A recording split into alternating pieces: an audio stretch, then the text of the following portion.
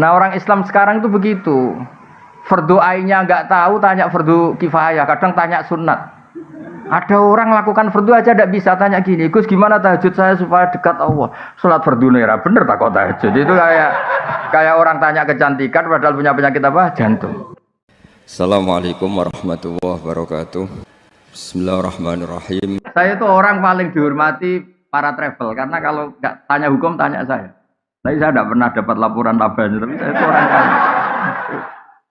Makanya pantasnya saya itu masuk surga karena sudah benar. Ya kayak gini kan, yang nyari ilmunya saya, cari referensi, Unisma yang tinggal make, padahal yang nyari-nyari kan. Ya gitu nanti dipakai dalil kayak orang pinter gitu. Kalau orang itu kan. Tapi udahlah saya ikhlas, saya tidak minta royalti kayak lagu-lagu itu. Ini gara-gara cantik, ini cerita bahwa dunia mulai dulu tidak ideal. Nabi pas itu tuh boncengin sepupunya, namanya Fadl bin Abbas. Ya kita tahu kan Muhammad bin Abdillah. Abdillah ini punya saudara namanya apa? Abbas. Yang diboncengkan Nabi namanya Fadl bin Abbas. Melihat terus sama perempuan tadi karena dia cantik. Terus perempuan ini juga melihat Fadl itu ganteng. Jadi mulai dulu entah atmosfer akademik atau atmosfer sosial tetap yang masalah itu yang mulai dulu fitnatur rijal ma'an nisa dan sebaliknya terus. Walhasil tuh falam wa wajal Fadl, sebelum Nabi menjawab pertanyaan itu falam wa wajal Fadl. Wajahnya Fadl itu agak disingkirkan karena terlalu ditengokkan, dialihkan. Tapi bikin masalah baru, pamannya enggak terima, abahnya enggak terima. Abbas itu pamannya Nabi, berarti bapaknya Fadl. Lawaita ibna ammik, masa kamu sama sepupu kamu gitu? Jadi mulai dulu masalah. Ngadepi orang cantik ya masalah, ngadepi orang sentimen ya masalah, ngadepi kampus bayar ya masalah, nggak bayar lebih masalah. Karena nggak bisa hidup. Jadi dunia mulai dulu tempatnya masalah. Karena dari awal liyabluwakum ayyukum ahsanu amala. Jadi sebelum pertanyaan dijawab itu ada kasus-kasus kecil begini. Terus Nabi menjawab, Aro'aiti laukana ala abiki dainun akunti qadiyatahu. Kalau andekan bapak kamu punya hutang, apa kamu bayar? Iya ya Rasulullah. Ya sudah, fadainwa ahakku bil qada, utang haji bapak kamu harus kamu bayar. Itu Imam Bukhari itu tidak dibabkan di bab haji, dibabkan bahwa seorang mufti, seorang kiai itu boleh menfatwakan hukum di tengah jalan. Tapi saya Kiai Jawa Tengah, Anda tidak harus niru karena Anda Kiai Jawa Timur. Itu bisa masalah besar, itu dianggap tidak sopan santun. Ya. Tapi segampang itu Islam dikelola Nabi. Orang di jalan. Nabi loh, bukan sekedar rektor Nabi. Sayyidul awalin wal akhirin. Ketemu di jalan, dicegat, ditanya, nggak tersinggung. Nabi.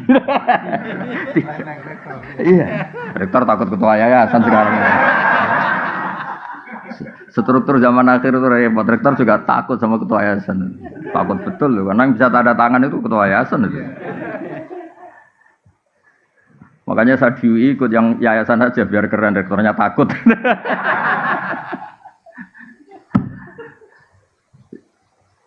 Ya itu satu ilmu. Itu kata Imam Bukhari babul futya fit thariq.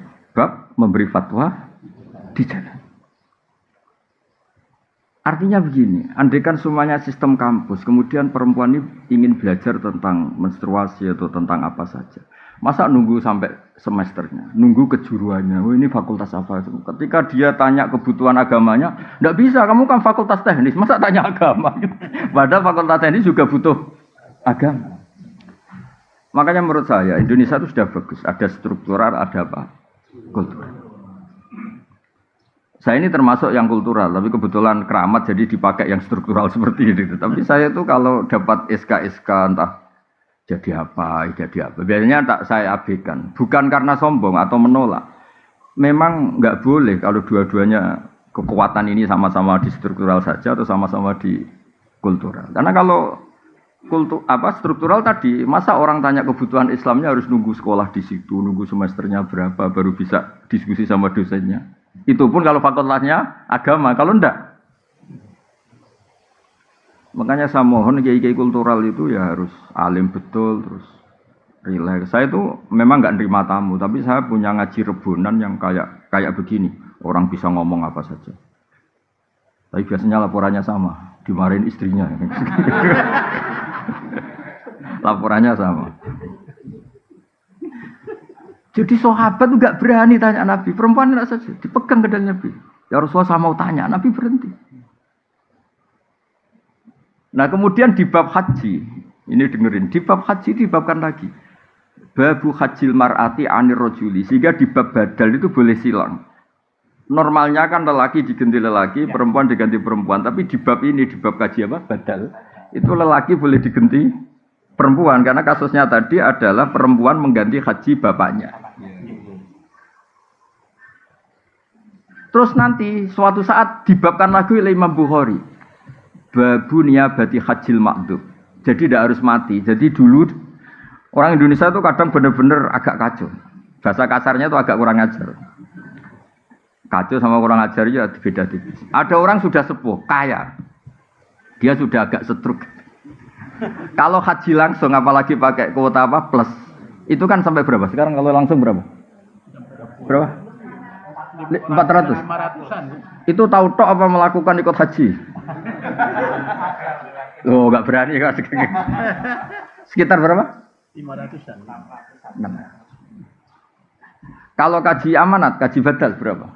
Kalau 15. Lu itu kiainya itu saking kacaunya tadi. Udah biar mati aja nanti lebih murah. Itu kan ngawur betul, makanya saya bilang itu ngawur betul itu.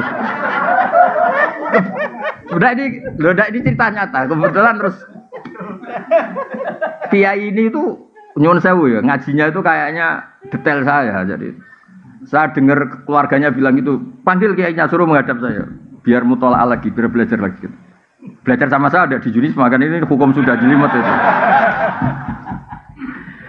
Panggil.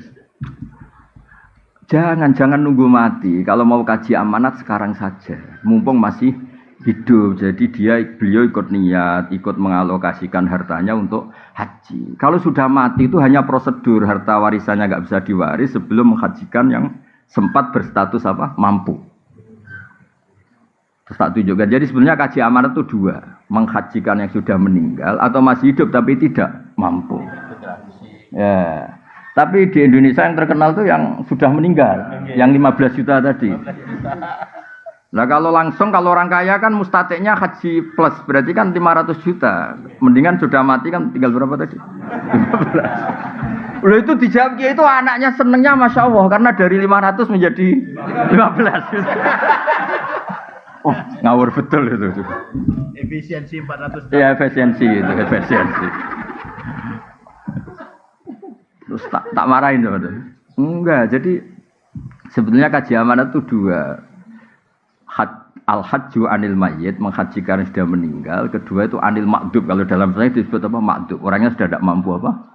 Haji. Nah, saya termasuk kiai yang ikut menggerakkan cara masif gimana kalau bisa tuh mumpung masih hidup sehingga ini ikut niat. Cong inovane dolai, mobilnya banyak untuk haji saya. Dia ikut intervensi. Tapi kalau sudah meninggal mungkin dia.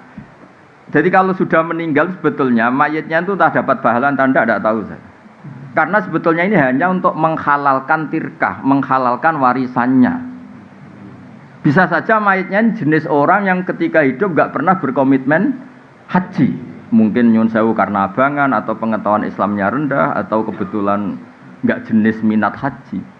Bagaimana dia dapat pahala haji sementara zaman hidup sehat dia nggak pernah kepikiran apa?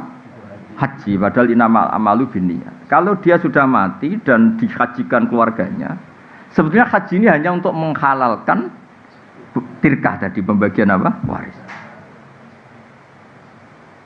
Makanya kalau yang seleranya belum haji atau gak ingin haji, ahli warisnya harus didik. Ajarin bahwa sebagian harta itu milik Allah dan statusnya mustatik supaya yang makdub tadi, yang stroke atau yang sakit ini ikut niat. Walhasil terus kiai tadi, wah, nak ngono kudu ngaji Gus. Ya maksudnya ojo disalami template banyak dia karena tadi efisiensi tadi. Oh itu dari berapa? 500 menjadi berapa? 15 juta berarti 485 ya? Itu kalau 5 jutanya aja disalamkan template itu sebagai upah fatwa gitu kan. Ya jadi saya mohon maksud saya begini, saya cerita hadis Bukhari tadi. Jadi mengelola ilmu Islam itu di kampus ya boleh, di pondok-pondok disiplin ya boleh. Mengelola Islam kayak saya itu termasuk penganut Imam Bukhari. Jadi dulu itu Islam segampang itu. Nabi lewat ditanya, karena kalau orang sowan Nabi itu ya tidak gampang, beliau sibuk. Pernah ini satu kejadian dan ini saya tiru. Orang-orang Bedui itu kan punya etika. Jadi kalau mau sowan Nabi itu bengok-bengok. Nida itu bengok, manggil-manggil keras. Terus sama Allah ayat turun innalladzina yunaduna kami wara'il hujurat aksaruhum la yaqilun. Orang yang manggil-manggil kamu Muhammad dari luar kamar itu orang-orang enggak sopan. Terus walau annahum sabaru hatta takhruja ilaihim lakana khairal lahum. Jadi Nabi itu profesional, kalau sudah dalam rumah itu milik keluarga. Itu sahabat yang beretika enggak berani sowan, salam enggak berani. Tapi kalau Nabi sudah keluar ke masjid, itu mereka ngerti ini milik publik. Makanya walau annahum sabaru hatta takhruja ilaihim lakana khairal lahum. Kalau Nabi sudah keluar itu milik publik, terus mereka berani tanya. Jangan kayak orang-orang nggak punya etika, kayaknya pergi 3 jam, 4 jam baru masuk rumah, assalamualaikum, padahal kayaknya mau ke kamar mandi mungkin. Itu diatur oleh Islam. Sehingga kita kan, saya misalnya yang saya alami, saya kan sudah fair ketika begini kan, istri saya tidak ganggu saya, anak saya, karena sudah milik publik. Boyo kalau sudah di rumah itu milik keluarga, makanya dulu sudah diatur sedemikian rupa.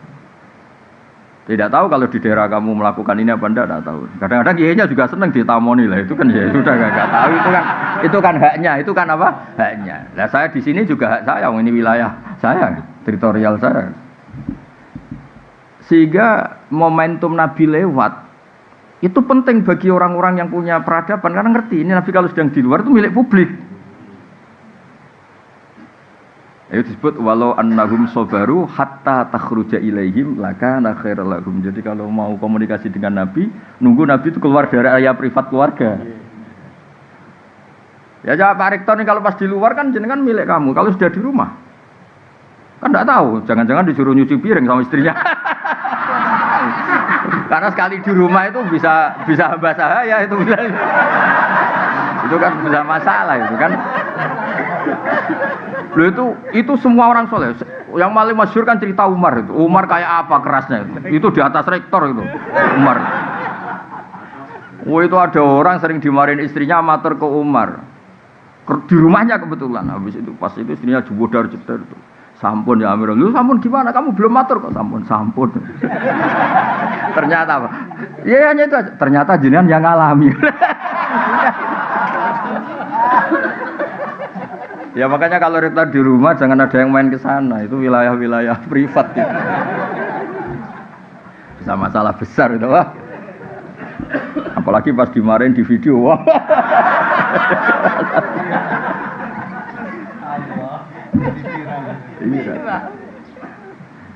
Jadi Nabi itu nggak pernah digugat lelaki, yang pernah digugat perempuan itu.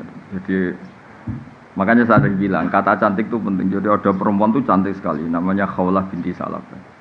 Saking cantiknya dia mungkin habis haid atau apa, terus dia pas suaminya datang itu, dia pas sholat. Ya karena cantik tadi.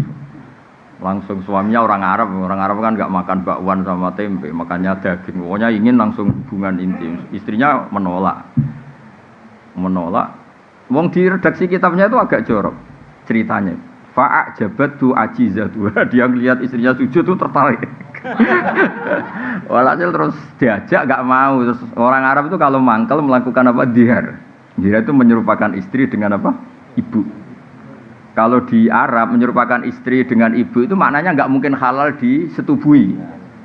Kalau di Indonesia enggak. Kalau menyerupakan istri dengan ibu itu karena kasih sayangnya. Makanya di Indonesia hampir enggak ada apa? Dihar karena beda sekali perspektifnya. Beda sekali. Walhasil terus karena dihar di jahiliyah dulu itu hukumnya sama dengan tolak. Nabi itu melangsungkan hukum yang enggak dibatalkan oleh apa? Islam. Yang enggak dibatalkan seulang lagi. Karena beberapa tradisi jahiliyah juga ada yang diteruskan. Matur ya Rasulullah.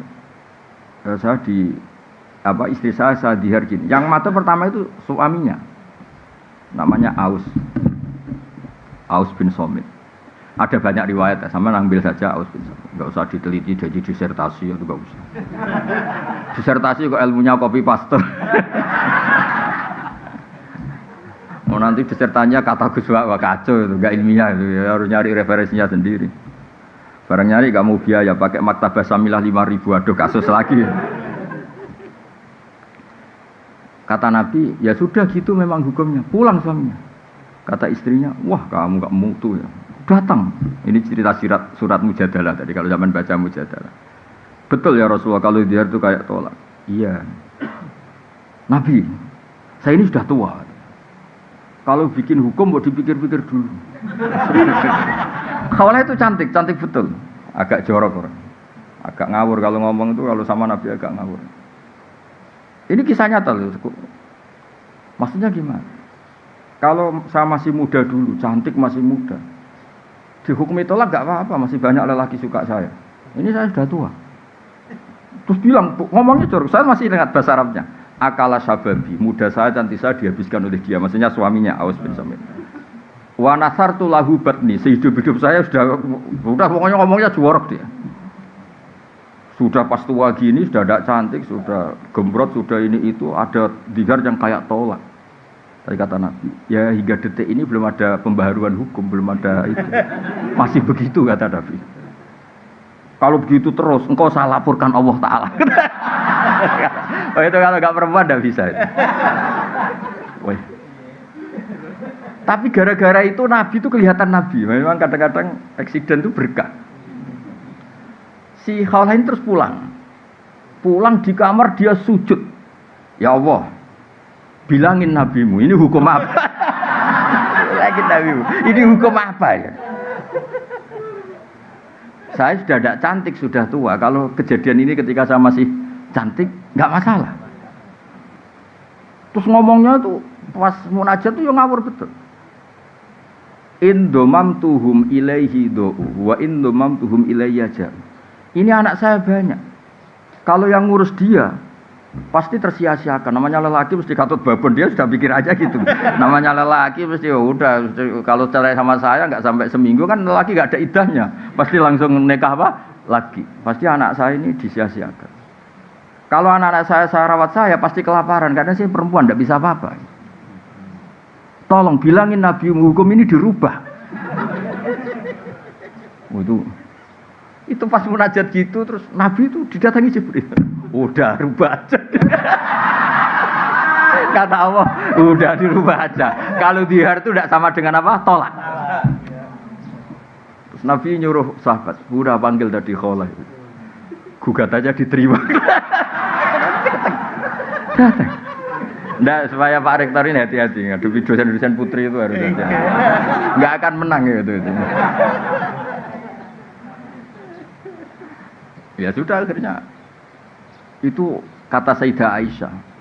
Saya tahu betul Nabi itu di sini, Khawlah di sana. Itu kalau nggak Nabi nggak tahu. Ternyata tadi Khawlah di kamarnya itu munajat betul. Makanya disebut qad sami Allah qaulal lati tujadil. Tujadiluka itu bukan diskusi. Mujadalah itu ada ngawurnya. Bahasa Arab mujadalah itu beda. Mujadalah itu ada ngawurnya, ada kasarnya. Bukan tastafti. Kalau tastafti itu minta fatwa masih normal beretika. Tujadilu bukan tastafti. Kalau tastafti kan masih beretika. Mujadalah itu agak ya debat. Ya kembali ke tadi, berkahnya Indonesia itu ada struktural, ada kultural. Kalau struktural semua masa orang tanya hukum nunggu semester berapa, nunggu ya pelajarannya harus gitu terus. Tapi yang kultural ya nyuwun sewu harus niru ya mirip-mirip saya tadi gitu sehingga ada babul futya fitorik. Jangan yang kultural juga ikut struktural. Bisa jam sekian. Lah kalau misalnya yang tadi yang kasus yang tanya saya tadi, kalau dia istikhadah kan sebetulnya hukumnya sama dengan perempuan apa suci. Coba kalau saya jawab besok aja ke rumah saya. Berarti hari itu kan belum tahu hukumnya dia. Padahal hari itu dia sudah harus sholat duhur, sholat asar, sholat maghrib. Apalagi kalau di Unisma suruh daftar dulu, registrasi dulu. Iya, kebetulan kalau fakultasnya kedokteran misalnya, wah ini tidak bidang saya, coba ganti fakultas saja dulu. Bareng ganti fakultas keagamaan ternyata jurusannya dakwah. Ini tidak bidang saya, ganti dulu syariah. Bisa panjang kan? Jadi sebenarnya kekayaan Indonesia seperti ini harus kita jaga. Makanya saya itu tidak menolak kalau dikasih Dr. Hones Kosa, tapi yang bakatnya kayak saya tidak usah. Saya juga agak perlu, kalau seperti saya juga agak perlu jadi pengurus-pengurus struktural. Nanti jadi tadi nggak saling melengkapi. Tapi yang kultural pun harus tetap alim, jangan terus mentang-mentang kultural terus saenake itu. Nah, problemnya di Indonesia yang kultural sendiri banyak yang sudah tidak mutolaah kayak tadi itu, yang haji plus tadi itu. Kata Kiai ya, Gus, kowe ngrusak rezekine wong. Kenapa? Jadi aku kadung disalami banyak karena tadi fatwa tadi. Nunggu mati lebih apa? Murah. Wah, kamu harus tobat gitu. Tobatnya gimana? Sebagian salam tempelnya kayak masjid separuh, tapi itu rodok dosa gede kan. Ternyata takut deh. Takut juga sama masuk neraka deh. Ya jadi ini mukadimah saja, tapi sebetulnya dulu itu Nabi ketika sugeng, ketika hidup itu ceria. Makanya sahabat kalau Nabi sudah di luar, di Sufah itu. Sahabat juga cerita-cerita zaman jahiliyah, cerita anak-anak tuh perempuan agak nakal itu. Dulu juga sebagian tidak akabiru sahabat itu kenal gini-gini terus. Sahabat tertawa-tawa ngenang zaman jahiliyah terus. Nabi tanya, "Kenapa mereka do tertawa?"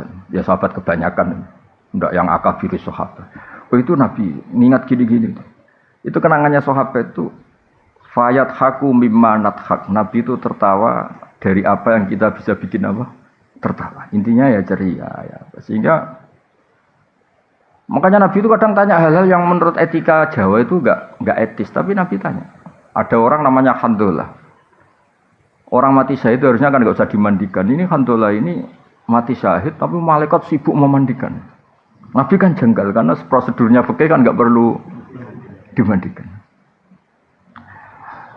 Nah, akhirnya ini gimana ini Alhamdulillah itu. Akhirnya melihat malaikat sibuk mandi kan Nabi kan ini gimana ini malaikatnya ini fikihnya gimana kan harus. Akhirnya Nabi itu tanya istrinya, kenapa tadi suami kamu kok sibuk malaikat memandikan? Oh itu Nabi pas ada pengumuman perang tuh pas sama saya, terus beliau gak sempat mandi langsung lari.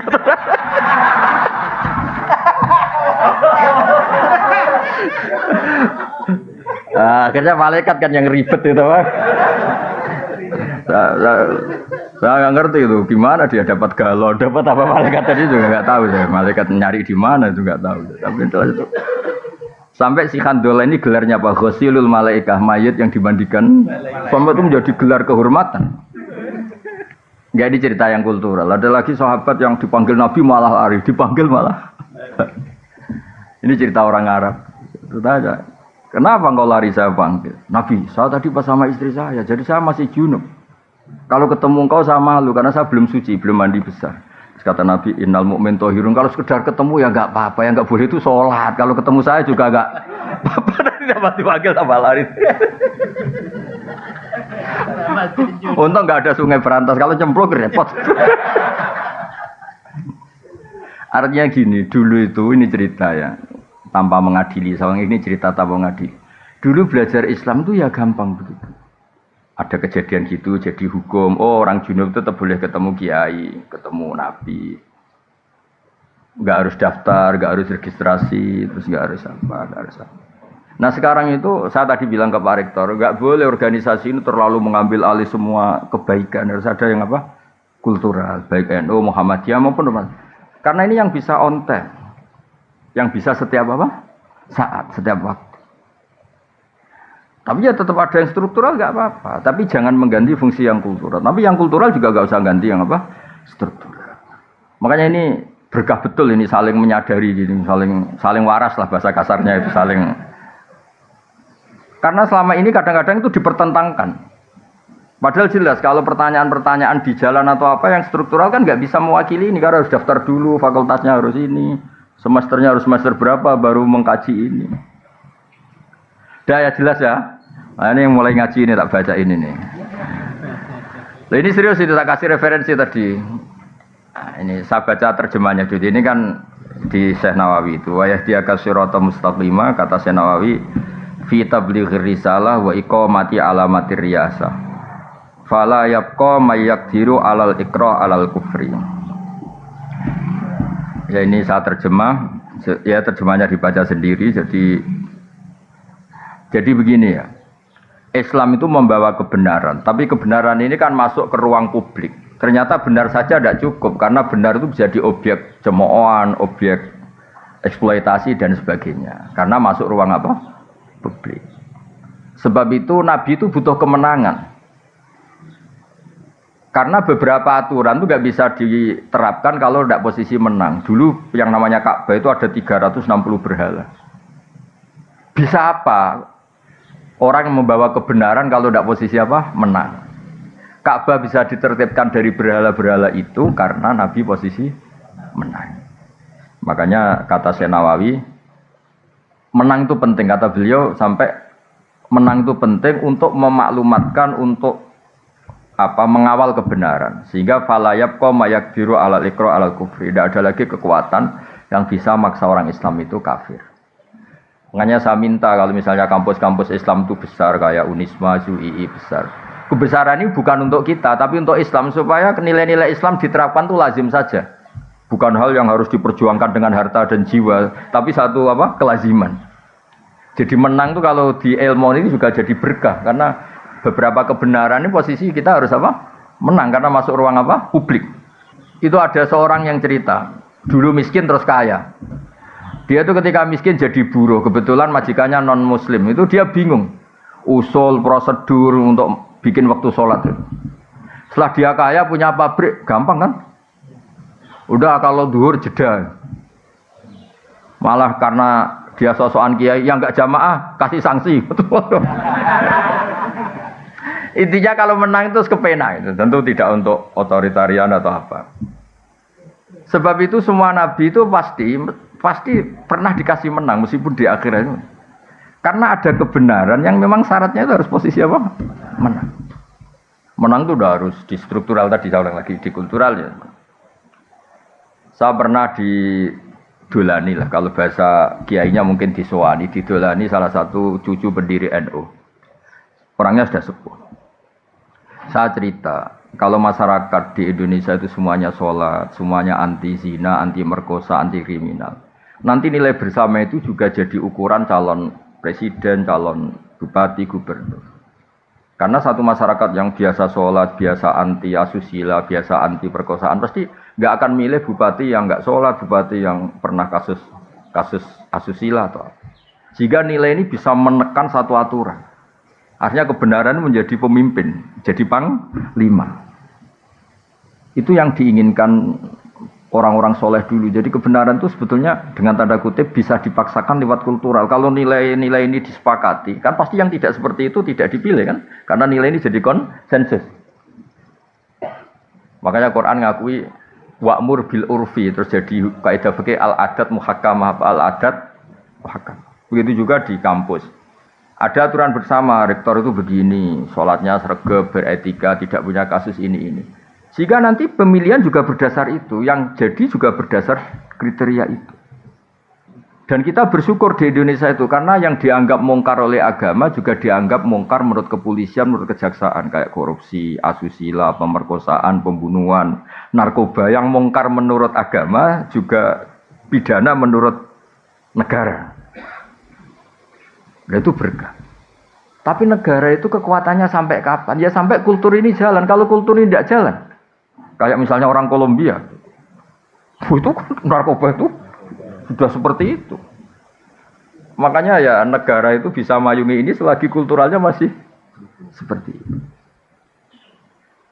Ya makanya tadi kita harus menang baik secara struktural maupun secara kultural.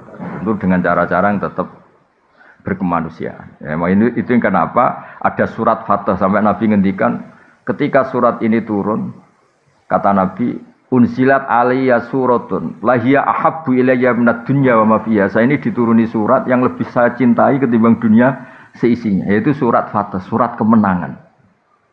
Ya makanya Syekh Nawawi ngendikan menang kitab risalah wa iqamati alamatir riyasa fala yabqa mayaqdiru alal iqra alal kufri.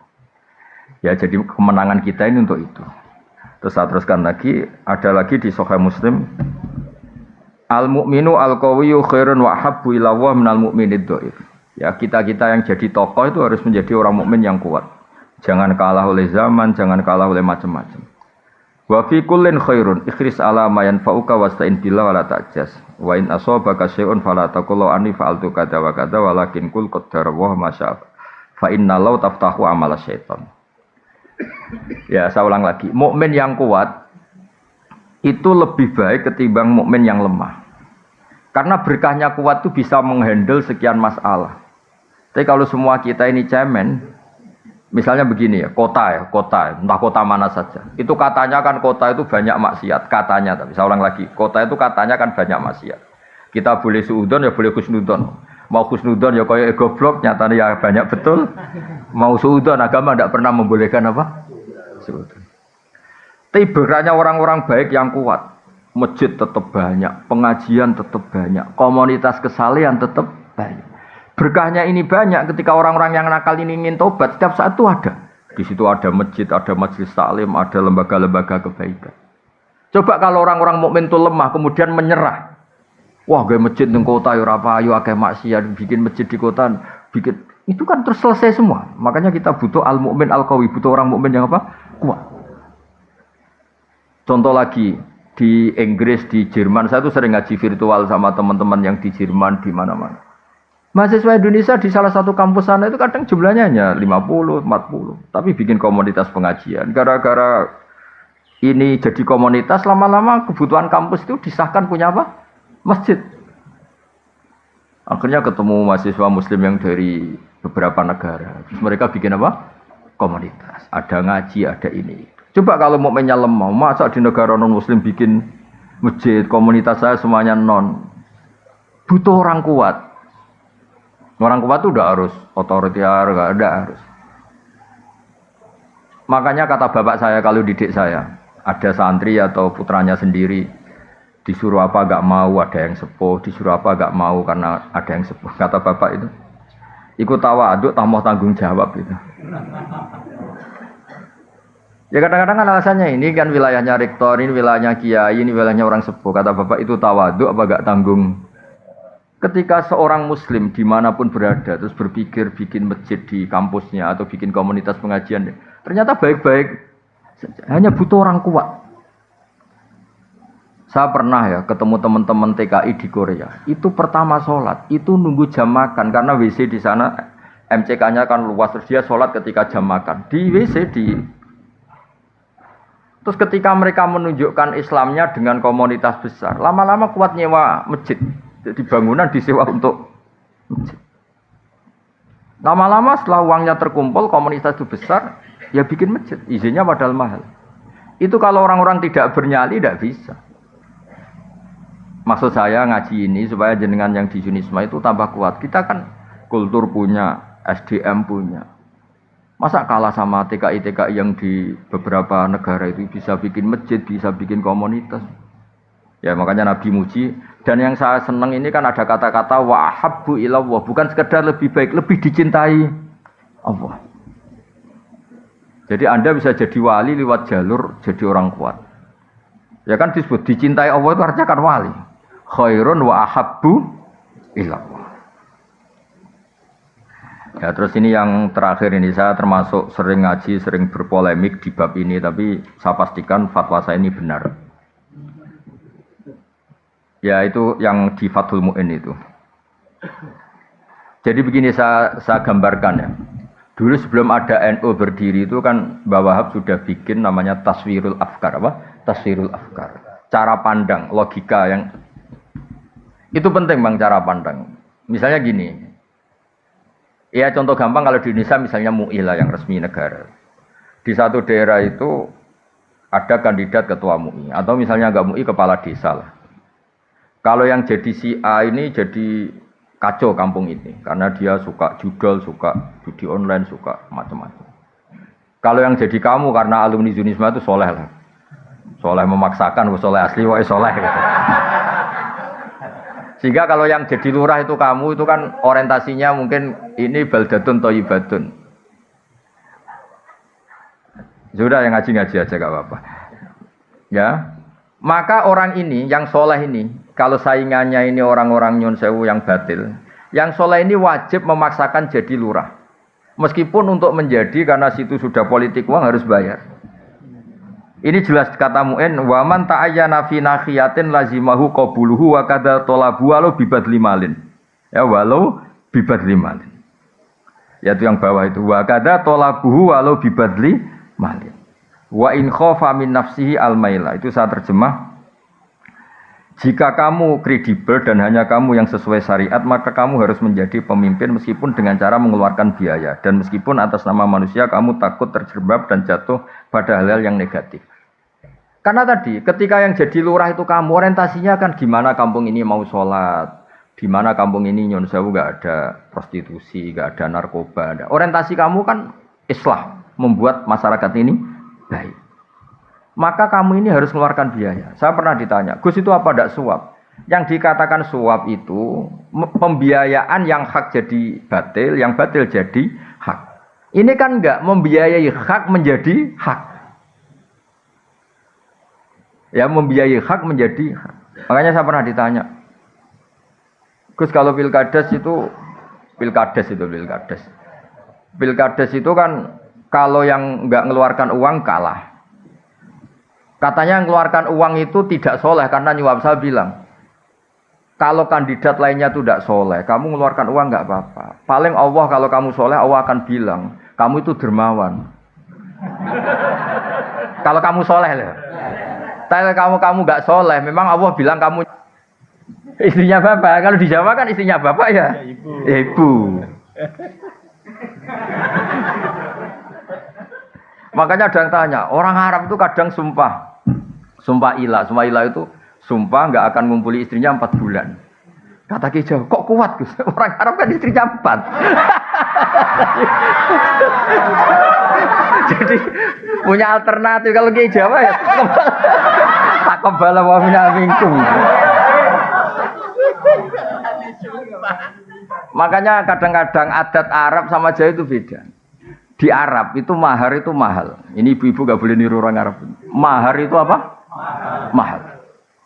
Saking mahalnya kadang itu orang nikah hanya 1 bulan, 3 bulan karena sering nikah orang Arab. Karena mahar itu mahal, misalnya 1 miliar, 200 juta, 3 mahar itu mahal. Kalau di Indonesia kan seperangkat alat.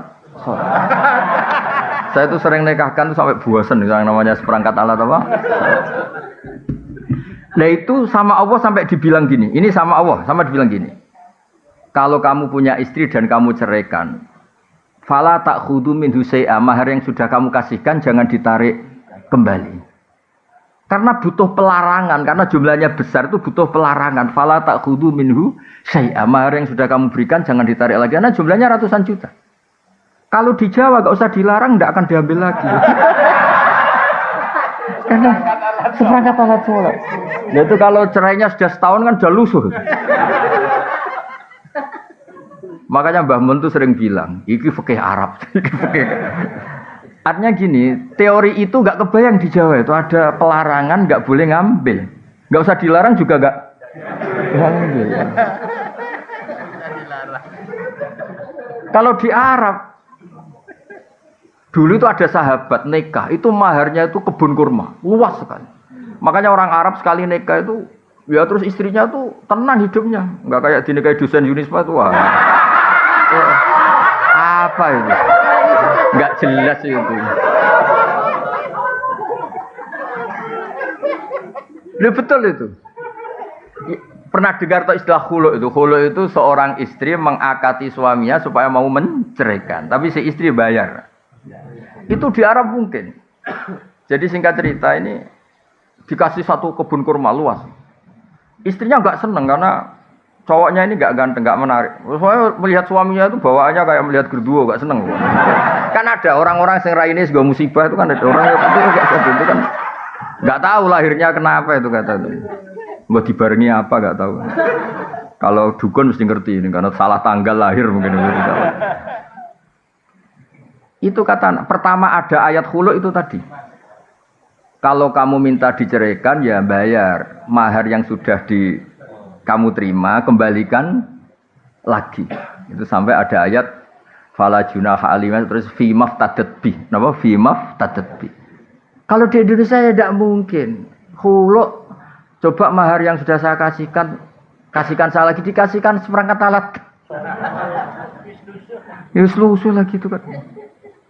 Jadi kadang-kadang perasaan fikih Arab sama Jawa itu beda. Makanya saya pernah tanya santri, Gus kok zaujatu abika enggak boleh menikahi istri bapak kamu? Ya ada kepikiran nikah lah Gus, itu kan ibu saya kata. Oh dasar kiai Jawa kata saya itu. Di Arab itu ada ummuka, ada zaujatu abika. Ya, jadi jelas ya. Ini karena Anda bawa unisma I-nya itu Islam. Ini makanya ini saya ajarin fikih secara baik dan benar itu.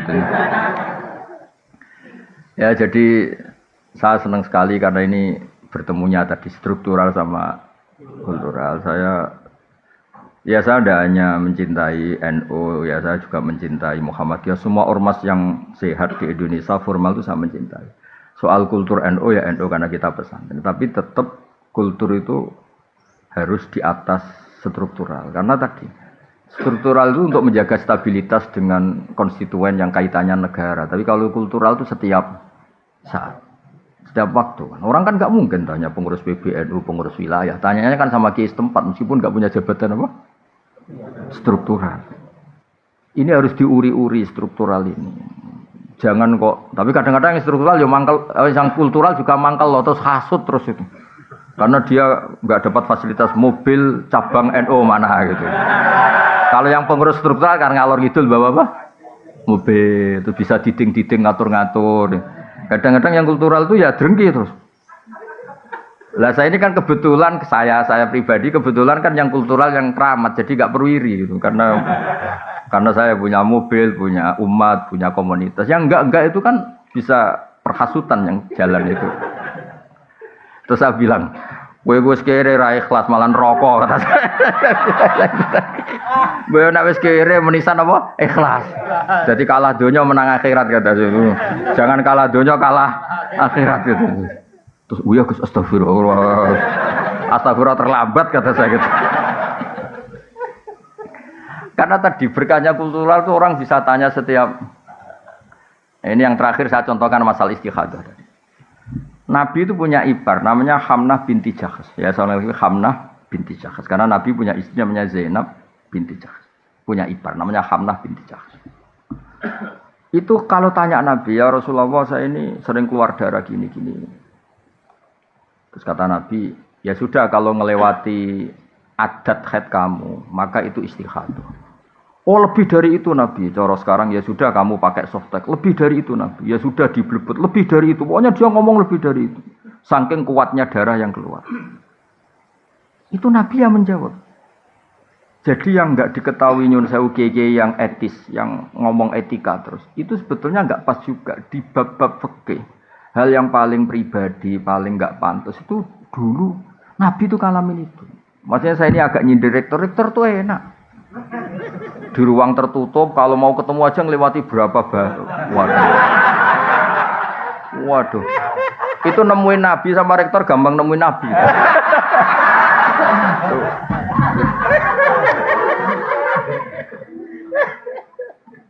Apalagi ketua yayasan ya. Wah, malah ngeri lagi. Mentang-mentang punya SK pemecatan, wah itu hidupnya lebih bahagia. Rektor masih takut sama ketua apa? Saya dulu ya janggal loh, kenapa sih orang kok hormat? Ternyata saya pengurus yayasan baru tahu. Saya ini kan biasa ikhlas, jadi kaget kalau ada orang hormat tuh kaget tuh. Tanya. Makanya saya tahu kenapa istikhadah itu ruddat ilal adat, dikembalikan adat. Terus kata Nabi, fatahayyadi sab'ata ayamin au sittata ayamin. Kamu haidnya dihitung 6 atau 7 hari.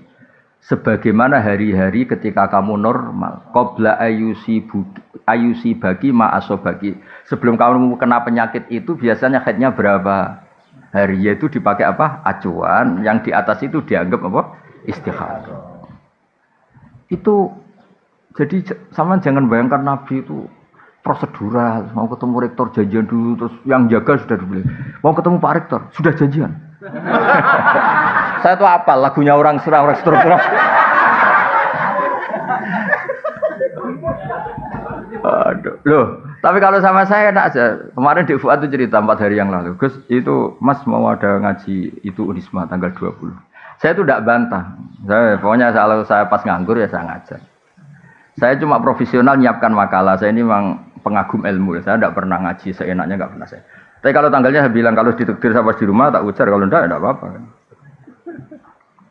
Pikiran saya sederhana, Mas. Mereka ngecewakan saya, tidak akan saya kualat kata saya. Saya tuh kadang-kadang diundang pengajian tuh tersinggung tuh begitu. Masa ya kita ini kan manusia ya, punya aktivitas, punya waktu, punya kegiatan, itu yang ngundang. Harinya dia yang menentukan, jamnya yang menentukan. Kadang Jumawa sak temanya dia yang menentukan. Ini, wah, hanya mentang-mentang kadang-kadang iso nyangoni apa itu. Wah, sangat tidak berakhlak tuh menurut saya. Loh, saya bikin analogi itu begini, tapi tidak semua kiai harus kayak saya. Saya tok aja yang begini, ngawur-ngawur sedikit. Itu kan ibarat gini, saya ini misalnya dokter. Ada perempuan cantik, engkek itu. Gus, saya ini punya penyakit kulit, tolong diobatin. Padahal saya tahu penyakit parahnya dia itu jantung. Tapi karena dia agak ngerti apa yang bahaya pada dirinya, yang penting merawat muka. Paham ya maksud? Nah orang Islam sekarang itu begitu. Fardu ainnya nggak tahu, tanya fardu kifayah. Kadang tanya sunat. Ada orang lakukan fardu aja tidak bisa, tanya gini, Gus gimana tahajud saya supaya dekat Allah? Sholat fardu nera bener tak kok tahajud? Itu kayak orang tanya kecantikan padahal punya penyakit apa? Jantung. Makanya saya kalau pengajian ada temanya, saya mesti gak terima. Memangnya tema itu kebutuhan Anda kata saya. Yang tahu penyakit Anda itu kiai, seperti tadi yang tahu penyakit pasien itu dokter. Malah dokter diajarin, dok ini wajah saya gini gimana? Padahal dia punya penyakit apa? Jantung. Jadi memang harus ada kiai-kiai yang agak ngawur kayak saya supaya agak tertib itu, dunia ini agak tertib. Yuk kadang-kadang, ya betul, saya itu pernah diundang di satu acara. Kebetulan ada yang pernah sepuh. Itu temanya itu gimana hukumnya tahajud berjamaah. Karena masjid daerah saya, Gus itu ada tahajud berjamaah. Terus kiainya suruh sowan saya dulu, menghadap saya dulu. Tak tanya, tanggamu sholatnya fardu wis bener. Dia dereng Gus. Oh dasar. Tertibkan dulu cara sholat apa? Fardu, baru bicara apa? Sunat. Wah, nang ngono rasa ngundang jenengan Gus gak situ.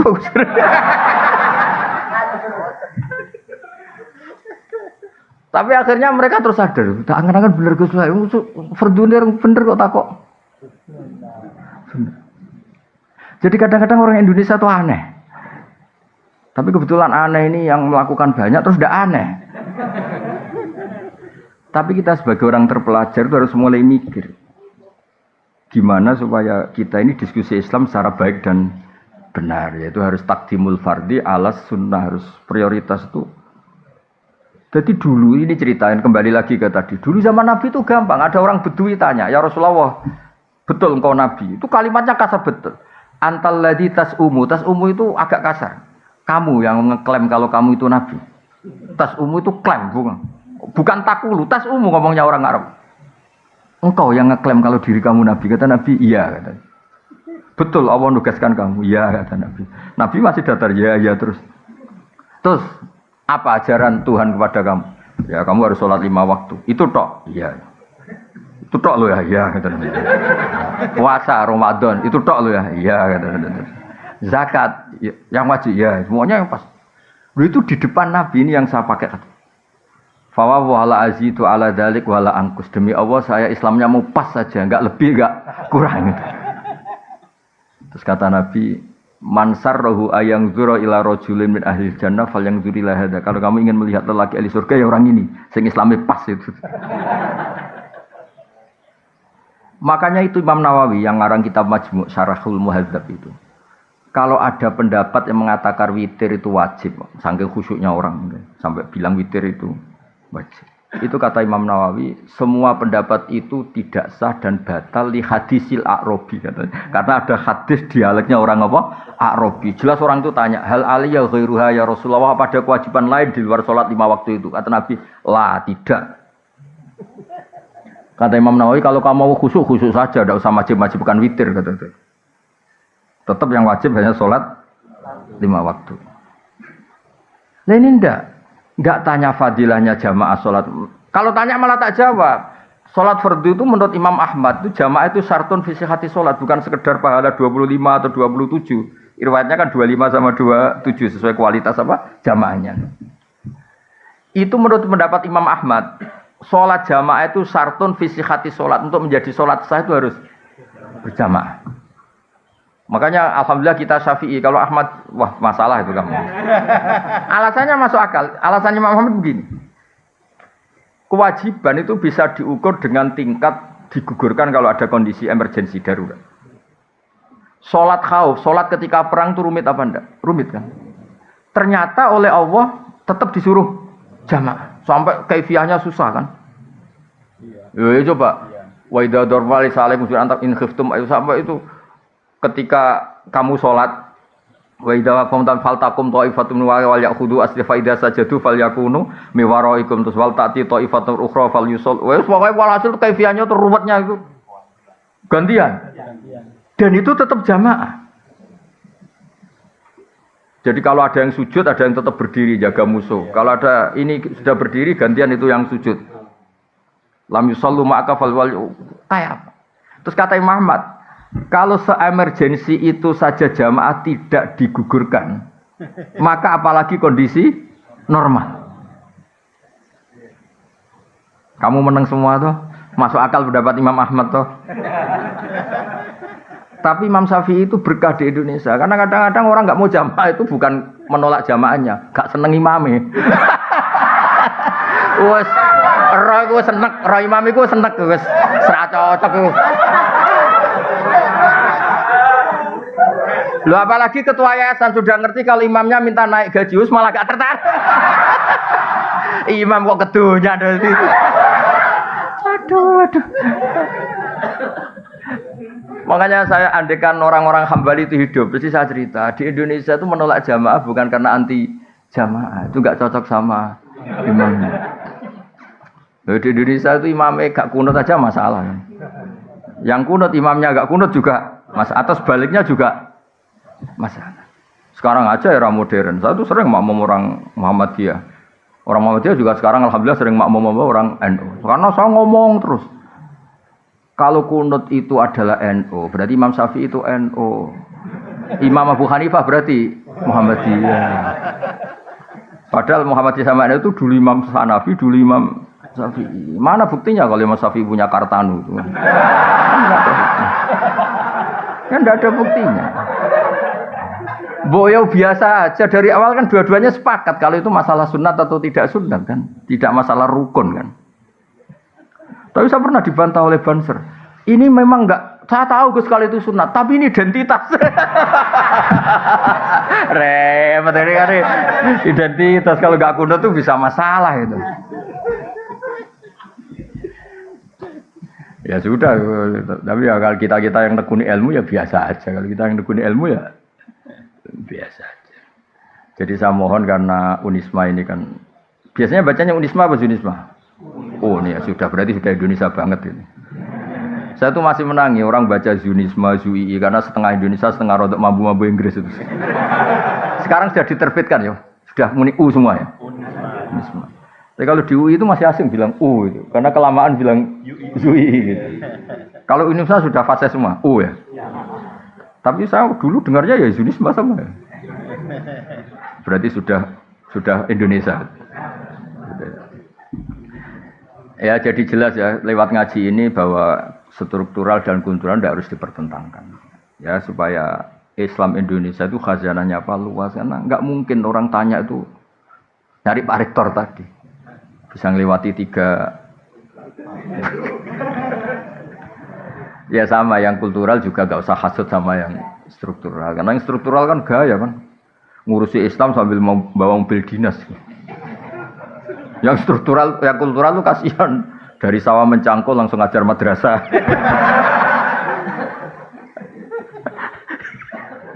Kasihan. Muridnya 8 kadang hadir hanya 2, nakal.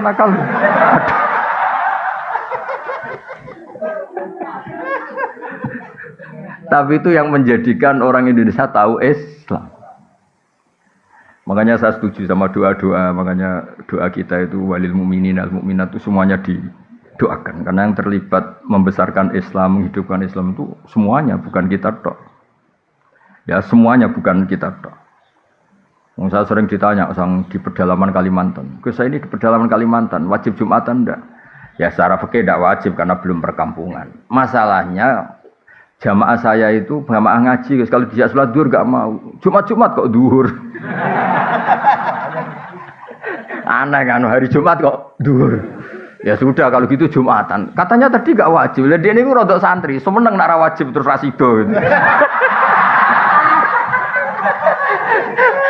Tapi jamaahnya enggak mau. Masa Jumat kok duhur gitu. Makanya alhamdulillah madhab-madhab yang Jumatan harus orang 40 harus gini-gini di Indonesia alhamdulillah tidak melaku, tidak jalan karena kampung-kampung terpencil yang komunitasnya baru 20 mintanya juga Jumatan. Makanya kita cari-carikan dalil gimana. Lah saya termasuk kiai yang ahli nyari dalil-dalil yang tidak. Karena kasihan memang kebutuhannya Jumatan. Masa duhur apa Jumat kok duhur. Ya udah Jumatan. Dalilnya udah bagian saya yang nyari atas. Masa ini kan kiai baik, jadi pokoknya yang gitu-gitu tak cariin itu. Ya jadi kadang-kadang kita butuh. Saya pernah lagi ada Jumatan betul, saya itu mau ke Jogja. Kebetulan dulu saya pakai bis ban double. Karena saya ini kan termasuk orang soleh lah, jadi ada Jumatan berhentilah daripada duhur ya sama Jumatan berhenti. Padahal pakai bis, enggak pakai mobil pribadi. Tahun berapa? Sekitar tahun 97 atau 98. Jumatan di satu kampung itu orangnya itu enggak ada 20. Imamnya itu kalau baca Fatihah kayak orang mau melahirkan. Perjuangannya susahnya itu. Iya, kuana betul aja itu. Saya itu bawa santri 2, kebetulan sudah tamat alias, sudah pinter. Mengajinya sudah mahal. Dia ikut saya di Jogja itu karena sorogan kitab mahali. Padahal kitab mahali itu kasnya di atas Fathul Mu'in. Sudah termasuk kitab besar lah. Di Al-Azhar itu mahali sudah untuk gelar apa doktoral fikihnya. Dia mondok saya di Jogja itu karena ngaji kitab apa? Mahal. Singkat cerita santri saya 2 itu. Gus, kok jenengan ndak iadah? Nak kon gak mantep iadah. 2 santri saya itu iadah, saya ada. Ditanya saya. Kenapa Gus ndak iadah? Aku sing manusa, saya yang manusia aja gak tega mau tidak ngesahkan itu.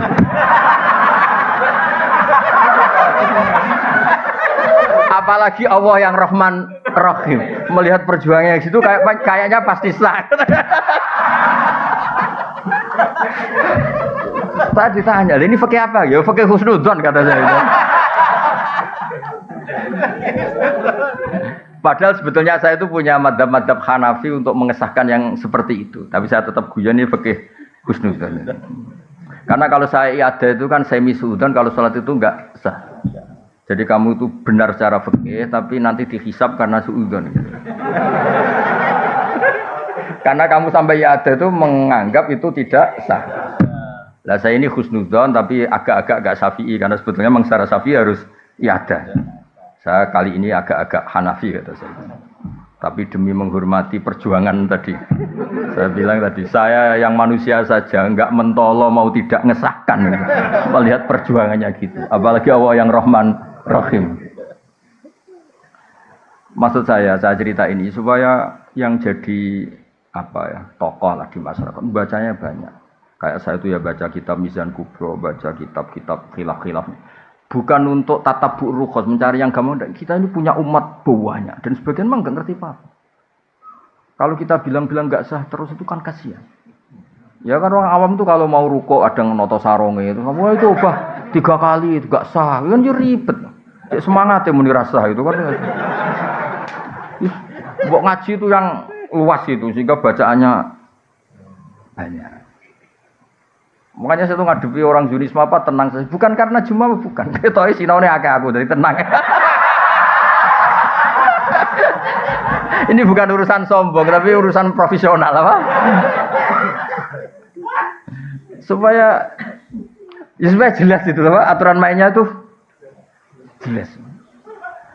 Jadi enggak boleh orang itu ya bener Bapak tadi kalau nasihat saya, iku tawadhu ora tanggung. Itu bapak saya. Jadi kalau ada orang alim kok enggak ngajar atau mau apa sungkan. Itu tawaduk bukan tanggung. Karena perbedaannya tipis ya. Ada kejadian kebalikannya, orang sudah sopo imami aja dibopong, diangkat. Alasannya beliau itu istiqomah. Alasannya karena mulai muda sampai tua itu jadi imam masjid. Itu berhentinya jadi imam masjid, padahal dibopong. Kalau mau khutbah itu dibopong, diangkat 2 orang, 3 orang ke mihrab itu. Marinya itu dia berhenti dari imam masjid itu digojlok bapak. Iku istiqomah atau mau digenti. Terus sama bapak digojlok. Alumni pondok Didi nganggur gara-gara kiai-kiai kok jenengan. Maksudnya agak ada regenerasi. Jadi kan beda tipis antara istiqomah sama gak mau. Jadi makanya dunia itu harus ada diskusi. Ternyata tawaduk sama gak tanggung jawab itu ya. Istiqomah sama gak mau diganti itu ya. Ya, ngoten mawon nanti diskusi sakadare nggih, tanya jawab sakadare. Sementing aja ibu-ibu, ibu-ibu tanya rektornya saja nanti. Gua aja ya. Nggih. Gua aja kalau. Monggo. Ya ini yang 3 Gus yang angkat tangan. Nggih, monggo berurutan mawon. Matur suwun atas waktu yang diberikan. Ada 2 pertanyaan Gus. Loh. Belum sudah korupsi ini. Kok enggak 4 sekalian? Yang pertama terkait dengan penafsiran ayat mengenai Inna fatahna laka fatham mubina, tentang pentingnya kekuatan untuk bisa mengawal kebenaran. Tapi sampean percaya tuh sama kitab itu? Nggih. Oh ya udah percaya dulu jangan nanti aja, penting percaya dulu. Iya. Dan dikaitkan dengan hadis Rasulullah, al-mu'minul qawi khairun wa habbu ilallah minal mu'minid dhaif. Ini kaitannya dengan qadhiyah Palestina sekarang niki. Di mana sudah setahun lebih ini kan tertindas dan ada wacana untuk kemerdekaan Palestina ya, tapi dengan beberapa syarat ya, di mana di sana ada 2 faksi, ada faksi Fatah yang lebih memilih jalur diplomasi dengan Israel dan juga Hamas yang lebih memilih untuk mukawamah ya. Nah, selama ini perundungan ini masih alot gitu. Dan apakah yang dipilih oleh Hamas untuk terus melakukan perjuangan hingga mendapatkan kemerdekaan ini sebagai sebuah cerminan dari al-mu'min al-qawi, atau justru cara Fatah yang ingin melakukan menghasilkan perdamaian ini melalui jalur diplomasi. Yang kedua terkait dengan masalah fikih. Dari apa yang panjenengan sampaikan tadi panjang lebar, saya menjadi teringat dengan sosok ya Kiai Harismatik ya, Kiai Haji Ahmad Sahal Mahfud. Beliau dikenal dengan fikih sosialnya. Dan tadi kalau berbicara tentang asbab nuzul mengenai surah Mujadilah itu kan menarik sekali ya. Jadi ada semacam perubahan ya hukum ya yang dari awalnya itu tidak boleh menjadi boleh ya. Nah, kalau kita kaitkan dengan fenomena sekarang ini, kita juga mengenal ada yang disebut dengan fikih progresif ya. Jadi apakah memungkinkan ya dengan kondisi real di masyarakat sekarang ini, ketetapan-ketetapan hukum itu yang sudah ditetapkan dalam Al-Quran bisa berubah ya secara hukum dengan menyesuaikan kondisi di masyarakat. Bukankah tadi dari asbabun nuzul ini ya kemudian ditetapkan ada itu menjadi syariah. Nah, apakah syariah itu sesuatu yang tetap atau memungkinkan untuk bisa berubah dari yang halal menjadi haram ya, misalkan dari yang makruh menjadi dan sebagainya. Saya bisa jadi mahasiswa. Gak mau kalau contohnya. Ya, matur suwun Gus. 2 pertanyaan iku. Ya. Lanjut. Yang kedua monggo Gus Torik biar berurutan. Assalamualaikum warahmatullahi wabarakatuh. Ini namanya siapa tadi? Afif. Oh, Pak Afif. Afifullah atau Afifuddin? Afifullah. Mohon izin Kiai mau bertanya. Awalnya banyak pertanyaan tapi takut dianggap korupsi jadi satu mawon insyaallah. Jelas korupsi itu mau. Karena Universitas Islam Malang itu ada Islamnya, maka biasanya ngomongnya sama rektor. Ada banyak sekali kajian-kajian fikih di dalamnya. Dan dalam kajian fikih kami itu ada kajian fikih as'ilah farodiyah. Jadi segala macam persoalan yang diawali dengan huruf lau, andai gini gitu. Teringat tadi ada kisahnya Handolah, kemudian ada yang ini jima dan lain sebagainya. Ada satu soal farodi yang mungkin niki kami butuh pencerahan dari Bapak Kiai. Butuh pengkhayalan kamu. Mboten. Jadi Kanjeng Nabi niku dawuh wa fi bud'i ahadikum shadaqah. Jadi kalau mau sedekah itu enggak harus pakai uang, bahkan memberi nafkah batin kepada istri itu juga termasuk ibadah sedekah ngoten. Istrinya mau ya. Oke. Nah, ada soal farodhi niku ngenten. Itu kan ngasih nafkah batin ke istri kan ibadah. Kemudian mendengarkan rekaman. Ya, kalau istrinya nolak berarti nolak ibadah ya maksudnya. Mboten.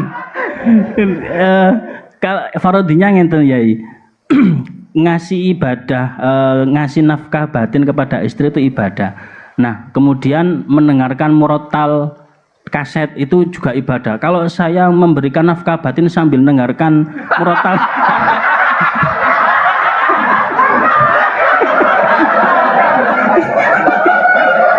nah, itu gimana hukumnya, ngonten? Kan sama-sama ibadah, ngonten. Pahalanya double. Turun. Sampun. Istrinya jelek bisa cantik enggak bisa.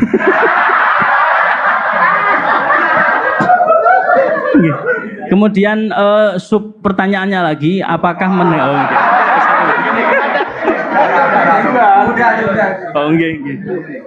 jadi murotal tadi apakah wajib kita mendengarkannya, ngonten?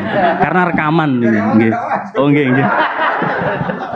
Baik, yang terakhir, perkenalkan nama saya Afifuddin dari Fakultas Ilmu Administrasi. Namanya siapa? Afifuddin. Beda dengan ini, Ya, enggak Afifullah. Kalau ini muannas yang saya muzakkar. Baik, saya tidak keluar dari konteks dan saya tidak korupsi. Saya hanya satu ucapan saya di dalam hadis Sahih Muslim, al mukminu al qawiyyu khairun wa habbu ilallah minal mu'mini wa adh-dhaifi.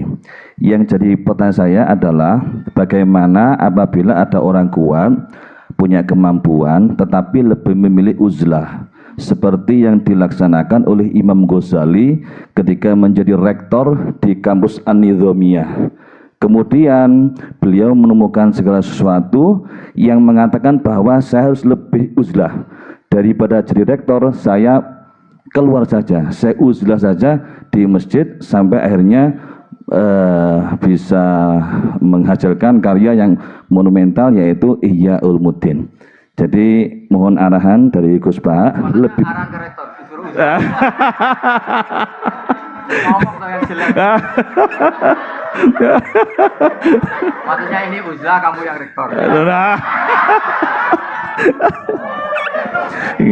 Mohon arahnya Gus, antara uzlah dengan menjaga kekuatan itu lebih bagus mana?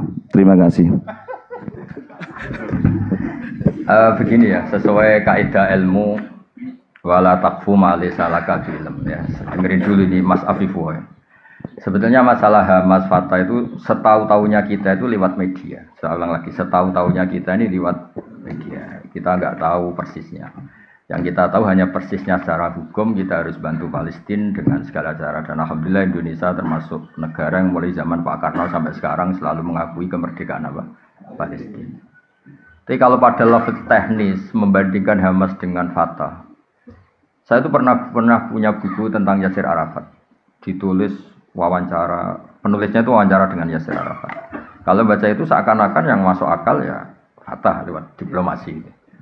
Tapi melihat sekarang Israel begitu seakan-akan Hamas yang masuk akal. Tapi saya ulang lagi, hal-hal seperti itu setahu-tahunya kita tetap lewat media. Itu kan sama dengan fenomena ormas-ormas keras di seluruh dunia. Kadang-kadang nyun sewu ada penumpang gelapnya yang sedang nggak suka pejabat yang sedang apa jabat. Jadi tidak, ini bukan urusan sudon dan khusudon, sama-sama acak secara ilmu itu potensi itu ada.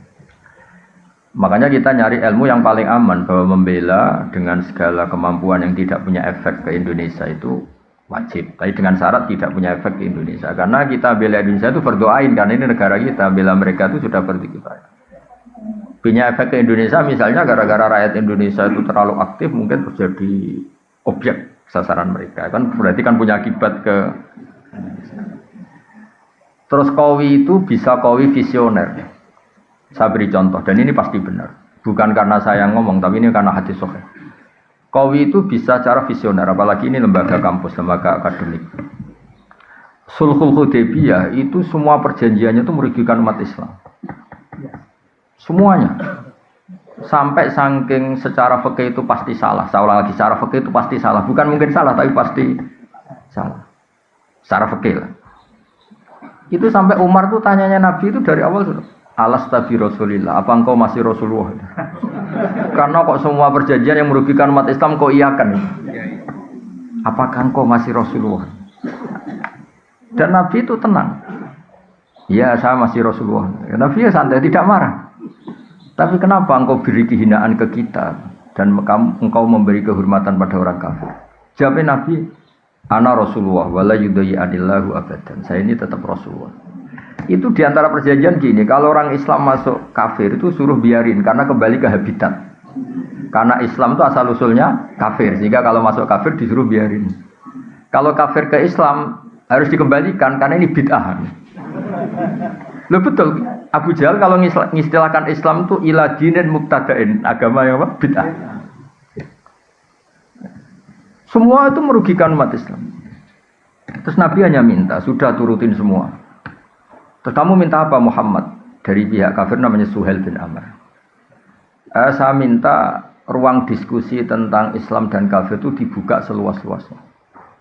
Dan tidak ada halangan, diskusi terbuka. Oh enggak masalah Muhammad, diskusi saja. Itu perjanjiannya 10 tahun, hudnah itu genjatan senjata. Ini ketok, Qawi itu bisa visioner. Ternyata apa? Setelah diskusi terbuka, gimana? Tuhan satu sama banyak itu rasional mana? Ya rasional satu, masa Tuhan dengan Lata Uzza rasional? Ya rasional Allah. Lata Uzza kok Tuhan gimana? Dia hanya batu ini. Kalau Abu Jahal sama Muhammad itu bener, Muhammad Abu Jahal ora tahu bener.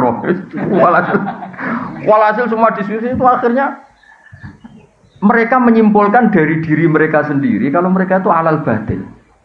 Enggak sampai 2 tahun mayoritas orang Mekah itu menyatakan Islam.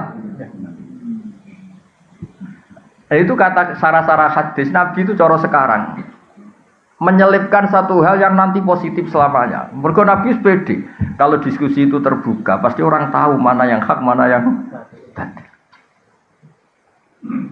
Ya sama, ada orang yang mengusulkan kalau Palestina itu masuk komunitas internasional dengan cara diplomatik. Sekarang misalnya Perancis sudah ngakui.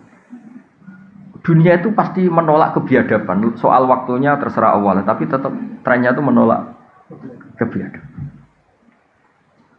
Jadi itu pentingnya Qawi secara visioner. Kayak tadi yang saya utarakan tadi. Saya ini manusia, saya tentu punya nafsu, punya selera, punya keinginan. Tapi sudah saya hitung.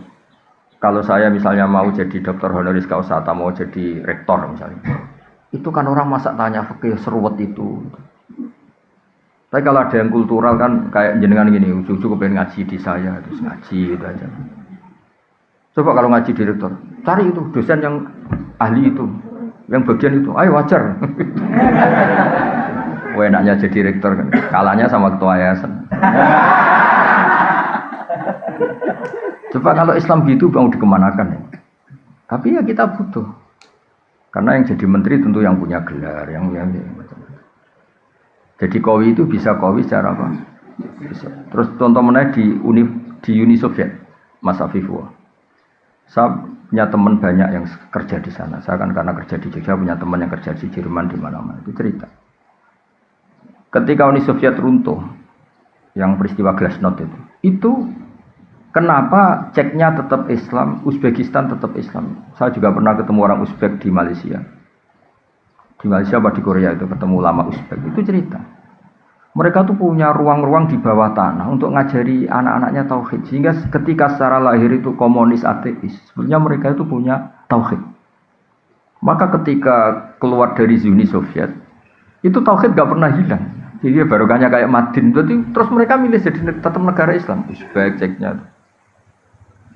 Artinya apa? Ketika secara lahir mereka terkooptasi oleh paham ateisme, paham komunisme, mereka ternyata di keluarganya tetap menanamkan apa? Tauhid. Makanya ketika tauhid ini nggak pernah hilang, terus negara merdeka ya langsung tetap jadi negara komunitas muslim. Maka di antara visi Quran itu tentang kalimat tauhid itu begini. Wa ja'alaha kalimatam baqiyatan fi aqibi. Kemudian Ibrahim menjadikan kalimat tauhid sebagai kalimat yang abadi di anak turunnya. Kenapa kata fi aqibi, bukan kampus, bukan pondok? Karena orang itu pasti ingin yang penting selamat itu anaknya dulu. Makanya sebelum ke Unisma anak ini sudah muslim, sebelum mondok juga sudah. Ini pasti jasanya orang tua. Itu juga Qawi, maksudnya apa? Jadi itu juga visi yang, jadi Qawi itu tidak harus, ya jadi Qawi itu bisa saja. Ya kayak orang dosen-dosen ini kan kalau di rumah tidak Qawi, tapi setidaknya berangkat sepatunan, dasinan, paling enggak kan kelihatan enggak nganggur gitu. Ternyata apa? Di rumah disuruh istri, di kampus disuruh rektor. Itu Qawinya di mana kan enggak ada. Enggak ada. Iya. Qawinya ya tadi dilihat tetangga, wah keren dosen itu. Lah akibat dari nasibnya gitu, yang penting dasinya ditata rapi, sepatunya ditata, itu satu-satunya harga dirinya ya itu. Ya itu juga Qawi gitu loh. Kan lumayan ada tahapan hidup gak dianggap pengang. Jangan tanya penghasilan, yang penting gak nganggur dulu tanya. Lalu ada orang sering marah sama istrinya, sampai mempertimbangkan mau dicerai. Itu gak cerainya karena tanya saya, Gus, istri saya kebangetan pas saya cerai. Status kamu punya istri sudah keren karena tidak jomblo. Kalau kamu ceraikan tidak keren, jenenge dudo. Yo, tangan-tangan tetap untung. Tangan-tangan punya istri tetap untung. Karena ini dudo ya ora kepenak kata saya. Ya kecuali istri kamu yang menceraikan lewat Rafais gimana lagi gitu. Terus tadi yang dari jenengan tanya apa tadi? Murotal lah. Kalau ngawur kira-kira. Maksud saya gini ngawur, tanyakan pakar psikologi. Memangnya mungkin orang sengawur kamu nikmati istri kemudian iya, makanya saya tadi bilang kalau istri kamu cantik itu mungkin pertanyaan itu tidak muncul.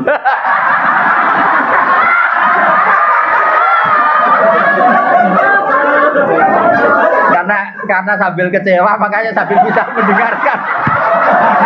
Ya kan karena sambil kecewa makanya sambil bisa mendengarkan. Tapi kalau all out nggak bisa ya. Ya makanya pertanyaan tadi itu kadang-kadang ngawur itu ya penting. Jadi itu kan sebetulnya hadis itu bukan untuk tadi untuk fardiyah tadi untuk pengandian itu.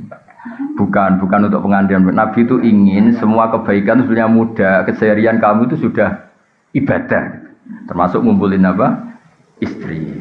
Nah itu Nabi itu hanya ingin cerita tentang betapa mudahnya masuk surga. Makanya saya itu termasuk kiai yang menyetujui itu. Masuk surga itu gampang.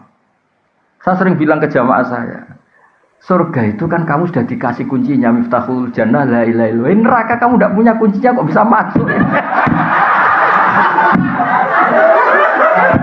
Harusnya orang itu nggak bisa masuk neraka karena nggak megang apa? Kuncinya. Kita ini kan hanya pegang kunci surga. Tapi ada orang kiai yang bantah, Gus, mungkin neraka tanpa pintu. Jadi blank-blank saja. Terus saya bilang, tapi saya tidak tahu alamat neraka, saya tidak tahu. Yang saya tahu alamat surga. Makanya saya sampai sana. Kalau kamu mungkin tahunya alamat neraka, makanya kamu sampai sana. Ya kan jelas kan miftahul jannah. Orang sudah pegang kunci kan menang ayam sudah. Apalagi kita ya kan orang pesantren sering tahlilan, kuncinya banyak. Mau lipat pintu mana kan kita sering. Ya kan kita kan sering tahlilan itu kuncinya kan. Jadi Nabi itu di hadis wa fi buti ahadikum sadaqah itu Nabi ingin memberi contoh. Segampang itulah apa? Masuk surga. Terus ya tadi yang Abi Budin tanya apa? Bagaimana uzlah dengan ngomongnya sama rektor.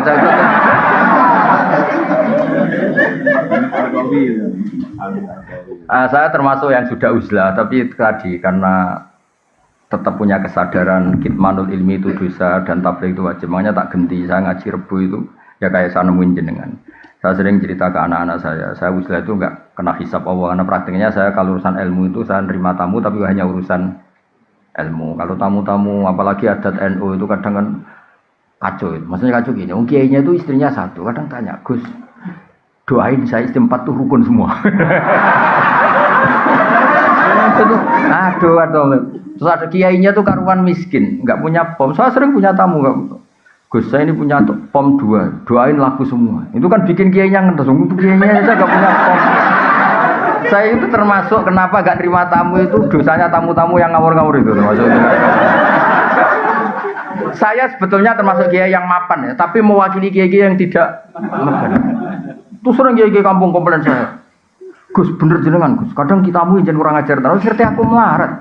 Iso kon ndongakno pom, wong aku tuku bensin wae utang. Jadi kadang-kadang kiai-kiai desa mau go jimat tok, disangoni 100.000, iki ndongakno toko kularis ngene-ngene lho. Itu kan pamer halus tuh, sebetulnya itu pamer halus. Jadi uzlah itu ya ada sebabnya, dipicu tadi kemarahan-kemarahan sama tamu-tamu itu. Lah tamu kok sopan tuh gimana? Tema yang nentukan dia. Kita yang punya rumah mungkin kan punya masalah keluarga, tapi tamu itu kan yang menentukan tema. Iya, saya mau nikah lagi, doain 2 istri saya rukun. Lagi ini kan yang ngenes. Kadang istri 1 saja mendekati cerai kok ada orang. Dengan Allah. Oh iya kan ngawur betul itu tamunya itu. Jadi sampean kan gak rasane dadi kiai itu kalau tamu itu macam-macam. Saya kan termasuk kiai yang gak pati tertarik kaji berkali-kali. Saya pernah haji. Itu kadang ada tamu travel tuh. Saya doain Gus setiap tahun bisa haji. Padahal saya tidak termasuk yang berpendapat itu penting. Tapi dia memaksakan untuk didoain tiap tahun bisa haji. Nah ngawurnya lagi kadang dia salam template di depan. Kalau nggak bilang iya kan sungkan. Makanya saya kan termasuk kiai mapan. Saya bilang, ini kalau kamu udah ikhlas, temanya apa dulu? Uang pegang dulu kan? Saya bilang, saya ini kiai mapan loh, tidak pati butuh kata. Mikir dia, kalau ngadepin saya mikir. Wah repot musuh Gus Pak. Saya bilang, saya ini kiai mapan loh kata. Nah, uzlah itu yang pasti benar adalah menghindari hal-hal yang tidak penting atau yang mengarah ke maksiat. Yang mesti salah menghindari hal wajib. Maka cerita yang Imam Ghazali keluar dari Nizamiyah itu belum Anda teruskan. Sebenarnya Imam Ghazali setelah uzlah dan beliau menulis Ihya itu digojlok sama guru-gurunya yang wali-wali itu. Beliau ngalami kasyaf, digojlok gini. Enak-enakan kamu di sini. Dulu orang-orang baik itu wa'udhu fisabili, disakiti ketika berjuang belain saya. Nabi ditanya orang-orang Bedui, kadang menyakitkan pertanyaannya apa. Kalau kamu di sini enggak mengalami wa'udhu fisabili, makanya terus beliau kembali, tapi tidak jadi rektor, terus bikin madrasah 2. Yang depan madrasah fikih, yang belakang madrasah tasawuf, khonikoh namanya itu. Jadi akhirnya beliau kembali, tapi enggak jadi apa? Rektor. Tapi tetap apa? Ngajar. Jadi kalau ke depan itu ngajar apa? Fikih, kalau belakang ngajar thariqah kalau di Indonesia. Jadi nak neguri istighosa, nak ngarep hada halal, hada haram. Kira-kira. Jadi saya juga melakukan itu. Saya ini sudah uzlah, tapi kalau ada ngaji satu ngaji. Saya tuh kalau ngaji Jalalain itu setengah 12 sampai setengah 4 biasa saya berjam-jam. Karena ngafaroi saya sudah tidak bisa nerima tamu. Tapi saya pastikan asal usul pemicunya itu tamu-tamu tadi yang saya sebut itu. Saya tidak pernah berdoa mereka dimaafkan Allah, sudah gak apa-apa. Dimaafin apa enggak gak penting. Tapi saya yakin Allah itu memaafkan itu. Sudah gak usah didoain tapi nanti Allah maafkan. Karena kelirunya juga keliru-keliru yang lucu aja. Saya pernah marahin tamu sampai sekarang ingat.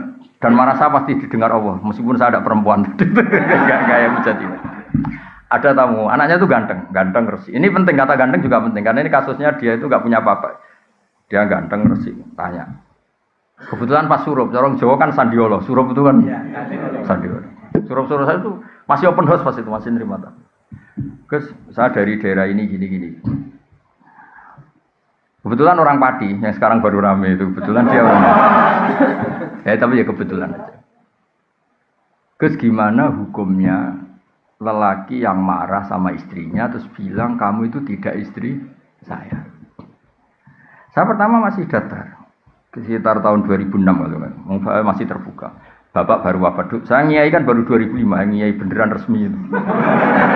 Bapak wafat 2005, terus belum wafat beliau ke Jogja minta saya pulang. Jadi bapak saya itu meninggalnya tertib sekali. 1 bulan sebelum meninggal tuh kayak sudah kerasa, wes mulai hak ngenteni aku katanya. Alhasil terus, gimana hukumnya suami yang bilang istrinya kamu tidak istri saya ketika marah karena kecewa. Saya masih datar, Pak Rektor. Kamu kenal orangnya, kenal Gus. Coba telepon, saya mau tanya. Enggak usah Gus. Udah saya mau tanya, enggak usah Gus. Mulai ada tuh. Wah saya marah terus. Wong saya mau tanya kok kenapa kamu enggak usah? Bukan penting, Gus penting jenengan jawab. Tamu ini kurang ajar betul itu. Oh saya tambah marah. Tapi kan saya marah tetap Islami. Saya kan kiai beneran bukan. Terus saya mulai marah gini. Ngomong seperti itu kalau di bab tolak itu namanya kinayatut tolak. Kalau kinayah itu butuh niat, maka saya konfirmasi ke orangnya niatnya itu cerai apa enggak. Karena kalimat itu kalimat apa? Kinayah. Kinayah itu butuh niat, makanya mau saya tanyakan orangnya. Ternyata apa dia bilang? Niku kula.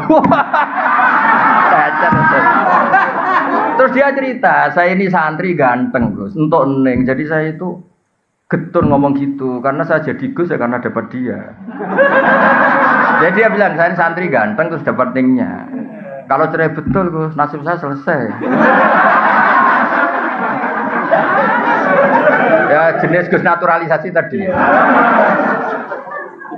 Akhirnya saya tuh kan tadi saya bilang kan saya ini kiai tetap baik, tak tunjukkan takbir di I'anah. Termasuk kinayatut tolak itu lasti bizaujati. Ada orang ngomong lasti bisa kamu itu tidak istri saya. Karena bisa saja niatnya itu lam tu amilni muamalataz zauja. Kamu tidak memperlakukan saya sebagaimana istri. Jadi tidak sampai kotu ala kotin neka. Ya seperti terus di I'anah dicontohkan kama qala rajulu libnihi lasta bibni. Ada orang lelaki marah, kowe ora anakku, mesti ra anakku. Wong kok mangkel wong tua. Tapi kan dia juga gak ingin kalau anaknya kabur kan. Ketika kamu bilang kamu tidak istri saya itu ingin kamu apa? Ya ben ngergani kula kok ora kok sampai apa? Cerai. Ya berarti tidak cerai itu masih kinayah. Itu jubalin nek kelakuan ngene wae lho. Ngel-ngelo wong ngandani wong ora oleh nelpon ta bener. Ngapunten mbahmu.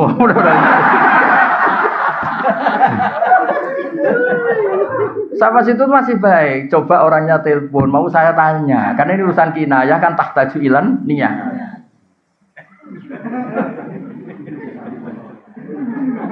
Dia mboten usah Gus, dia malah menggurui saya. Ndak usah Gus. Loh ndak usah gimana? Ndak usah Gus. Saya akhirnya nerangkan lafaz itu kinayah. Jadi saya butuh konfirmasi niatnya gimana. Lagi nek ngaku niku kula. Andai kan sudah peristiwa rame ini di TV, dasar wong pati gitu. Untung belum rame yang sekarang itu. Wah, akhirnya ya terus ada adzan maghrib, udah pulang-pulang, takok wae suruh ribet teman. Jadi maksud saya tadi ya, saya mohon yang di Sunisma yang nekuni fikih itu kalau perlu gajinya dinaikkan Pak Rektor yang lebih. Karena sudah pakai nama I itu apa? Ya kan sudah pakai nama apa? Islam. Itu kan kasihan I-nya kalau. Terus saya mohon tema yang diangkat yang sering itu yang berdoa ini kayak tadi sahnya tolak tidak, karena ini penting. Kadang-kadang karena kampus itu urusan kampus besar, terus temanya itu global, di dalamnya enggak. Kadang-kadang kan ya tadi gimana fenomena Wahabi, Salafi, Syiah itu berapa kelompoknya. Dia ngerti Syiah itu organnya gini-gini, terus Wahabi gini. Di kampungnya dia enggak siapa. Tahlil RT aja enggak laku dia. Itu akhirnya dia tidak punya kemampuan dakwah sebenarnya, tidak bilisani kaum ini. Makanya saya di mana-mana tetap berpakaian gini supaya menunjukkan bahwa Nabi dulu itu ngakui pakaian-pakaian setempat. Dulu sahabat yang dari Habsyi ya, dari kayak Bilal itu kan dari Habas, saya tetap gaya apa? bahasa yang apa. Makanya wa ma arsalna mir rasulin illa bilisani apa? Qaum. Sehingga kadang-kadang Nabi itu pakai bahasa yang Ki Jawa itu tidak siap. Misalnya Nabi kalau ngandani orang nyun sewu kadang bilang wailak waihak. Di bahasa Arab itu biasa. Tapi Ki Jawa nak maknanya kan bingung. Nabi itu orangnya sopan kok bilang wailak waihak. Itu kultur. Kultur itu gak bisa diterjemahkan tuh sopan apa gak sopan kultur. Kayak orang Jawa Timur kalau orang Jogja bilang saya itu gak siap. Itu Gus ketemu orang Jawa Timur. Masa ketemu kanjeng loh, kon aja urip toh. Itu coba kalau bayangkan kalau ada itu orang Jogja kan aneh betul bahasa itu. Saya itu kan lama kerja di Jogja. Saya punya teman di kantor itu rata-rata orang Jogja, ada orang Jawa Timur. Wah, itu mesti gak sambung. Lho bojomu cek iki orang Bu Ijol loh. Itu di Jawa Timur enggak tersinggung ya? Iya. Biasa kan ya. Dioper-tombokan iya. Ya di Arab ya sama kira-kira bayangkan gitu. Wailak waihak itu enggak perlu diartikan sopan tidak sopan. Loh Nabi itu pernah ya bilang gini, bukankah orang masuk neraka itu karena lisannya? Itu orang Arab protes. Masa Nabi karena omongan saja kok masuk apa? Zaman itu awal-awal Islam. Nabi ngendikan apa? Sakilat ka ummuk. Cek siale mbok mudi anak kowe ora pahaman. Jelas di semua itu kalimatnya Nabi sakilat ka ummuk. Cek siale mbok mudi anak kowe gak pahaman. Tapi tadi yang kultur itu kata ulama-ulama enggak usah dianalisis nih sopan apa tidak. Sopan karena kultur tertentu begitu. Apa mana jenenge wong belah orang-orang laut itu kadang misal itu kayak salam ngono. Ya, kalau orang Jawa Timur paham sekali guys ya. Ini kan pura-pura khusyuk semua. Ya kan biasa kan? Betul, apalagi Surabaya. Loh, kadang. Iya mau sok misal kancane kayak salam.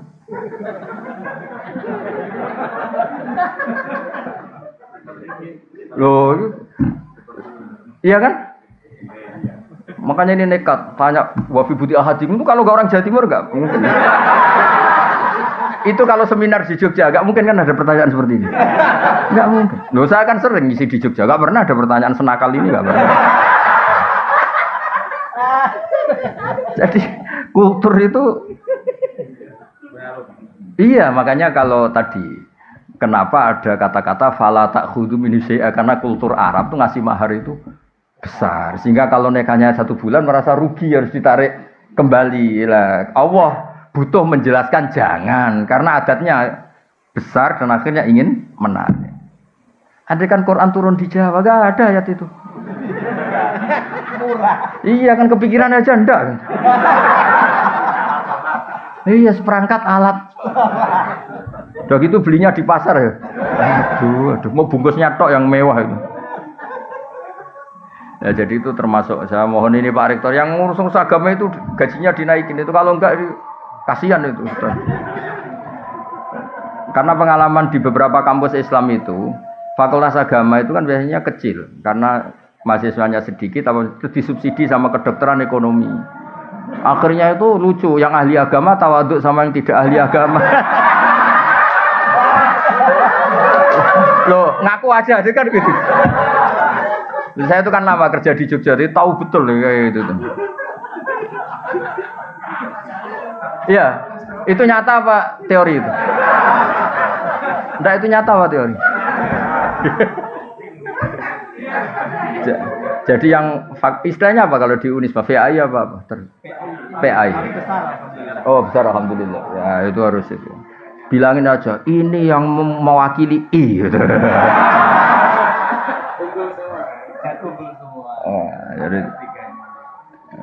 Jadi harus serius itu sangat. Nggih ngoten mugi-mugi barokah. Assalamualaikum warahmatullahi wabarakatuh. Bismillahirrahmanirrahim. Rahmatika ya ghafur ya syakur. Wassallallahu ala sayyidina Muhammad sallallahu alaihi wasallam. Allahumma barik lana fi ta'allimina wa ta'allimina ma'akhatina barik lana fi kulli harakatina wa sakanatina. Wa inna ya wala dzikrika wa syukrika husni ibadatika. Allahumma ya Allah innaka ta'lamu sirrana wa alaniyatina faqbal ma'dziratana ta'lamu hajatina fa'al wa min asal keimanan wa syukur qalbina kunan sarana barik lana ya fi kulli harakatina wa sakinatina ya Allah. Rabbana atina fid dunya hasanah wa fil akhirati hasanah wa qina adzabannar. Sallallahu ala sayyidina Muhammad sallallahu alaihi wasallam. Subhana rabbika rabbil izzati amma yasifun wa salamun alal mursalin. Alhamdulillahi rabbil alamin.